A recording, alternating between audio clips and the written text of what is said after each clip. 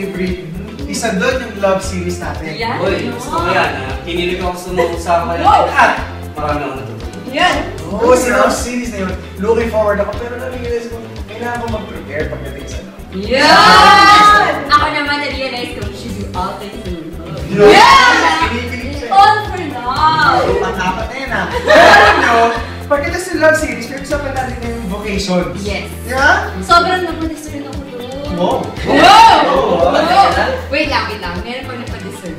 Siyempre, kailangan ko yun ang target ko this year. Malaman na namin. So, magpapari ka ba? Hindi natin sure. Ako kailangan ko pala mag-deserve para maging fair ako sa future girlfriend ko. Para pag naging girlfriend ako, siguradong pag-asawa na lang. Vocation, girlfriend pa din. Hindi ko meron tayo. Pero alam nyo, out of 23, meron din tayo mga individual favorites. Ako favorite ko yung pili ka, yung decision making. Ako gusto ko yung mga kinakatakutan natin. Bakit? Para alam mo kung saan nga ba ako takot? Takot? Masarap mag-reminis, kaya akong paborito ko yung batang na yun. Oy, gusto ko yan. Reminis na naman. Ako naman, favorite yung first ever natin yung bucket list ko, diba? Mga tanong yan, di ba? Ako favorite ko yung 2012 high time moment! At alam nyo, kaya mas masaya kasi may mga followers din tayo. Akalain mo yung mga nag-tweet sa atin. Katulad dito nga ulit. Nicole Brown! Nandiyan si Team Resurrection. Pwede. Si Teriano! Sino pa? Chris Diatra! At siyempre si Daddy Jun. Kuya EJ Text na text yan.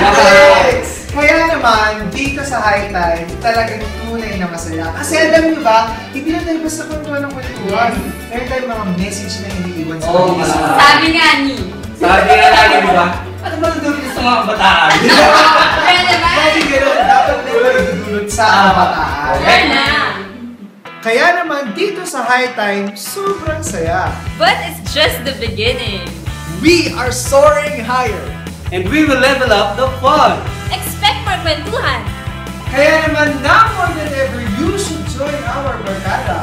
Follow us on Twitter at High Time on Air. Like us on Facebook. And don't forget to listen to our podcast.